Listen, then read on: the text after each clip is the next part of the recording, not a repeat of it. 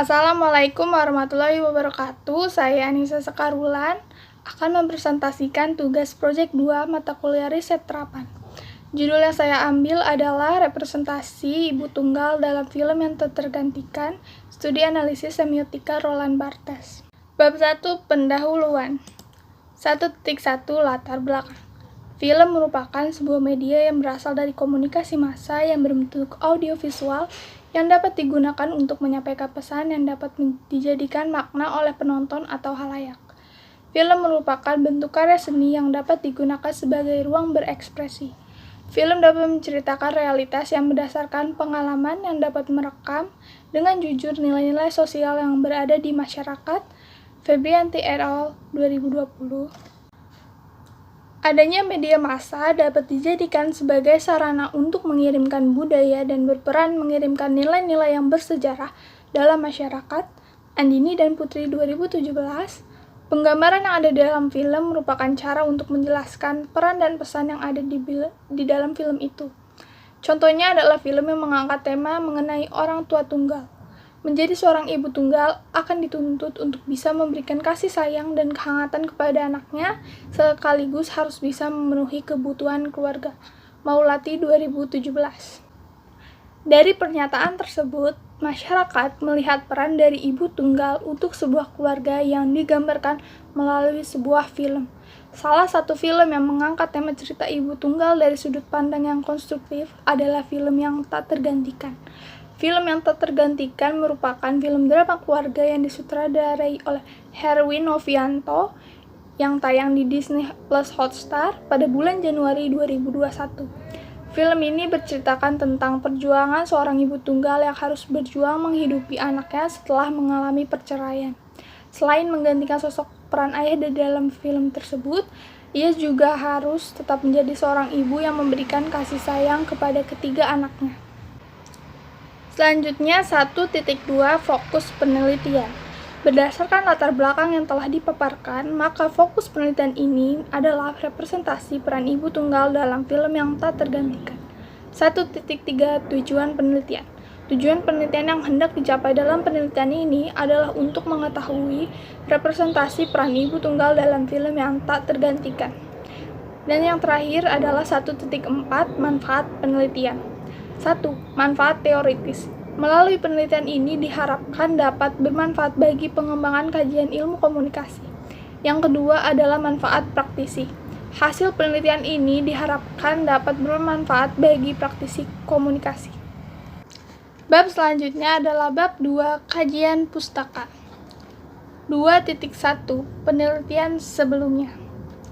1. Penelitian dengan judul Representasi Konflik Ibu Tunggal dan Anak dalam Film Susah Sinyal yang dilakukan oleh Muhammad Ibtisamhan dari Pasasarjana UIN Sunan Kalijaga, Yogyakarta. Penelitian kedua adalah penelitian dengan judul Representasi Peran Ibu dalam Film Ibu Maafkan Aku yang dilakukan oleh Dila Febrianti, Muhammad Ramdhani, dan Flori Mardiani Lubis yang berasal dari Universitas Sigap Perbangsa Karawang, Jakarta.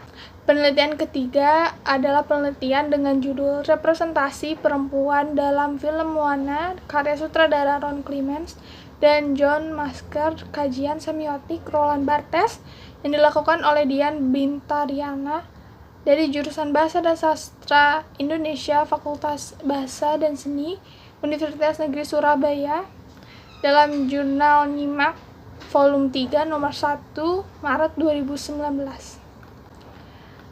Penelitian keempat adalah penelitian dengan judul Representasi Perempuan dalam Film Siti yang dilakukan oleh Ganjar Wibowo yang merupakan mahasiswa program Magister Ilmu Komunikasi Sekolah Pascasarjana Universitas Shahid, Jakarta. Penelitian kelima adalah penelitian dengan judul Representasi Peran Gender dalam Film The Incredibles 2 yang dilakukan oleh Maulidia Putri Setiawan, Desi Yowanita, dan Megawati Wahjudianata dan berasal dari program studi ilmu komunikasi Universitas Kristen Petra Surabaya dalam jurnal e-komunikasi program studi ilmu komunikasi Universitas Kristen Petra Surabaya. Penelitian ke-6 merupakan penelitian dengan judul Representasi Gender tokoh Diana dalam film Wonder Woman yang dilakukan oleh Retno Indrianti dan Yuliana Rahmawati dalam Jurnal Semiotika Volume 12 Nomor 2 Tahun 2018. Penelitian ketujuh adalah penelitian dengan judul Mitologi Suksesi Perempuan dalam iklan Nivea versi Never Stop Caring yang dilakukan oleh Herli Hutahacen dan Lasmeri R.M. Girsang dalam Jurnal Semiotika Volume 13 Nomor 2 Tahun 2019. Penelitian ke-8 adalah penelitian dengan judul Konstruksi Peran Perempuan pada Iklan Cetak Mandiri Prioritas di majalah Teras, studi analisis semiotika Charles S. Peirce yang dilakukan oleh Sigit Surahman, Indrianti Azhar Fidausi, dan Ignatius Lilik Sunaharjanta dalam Jurnal Semiotika Volume 12 Nomor 2 Tahun 2018.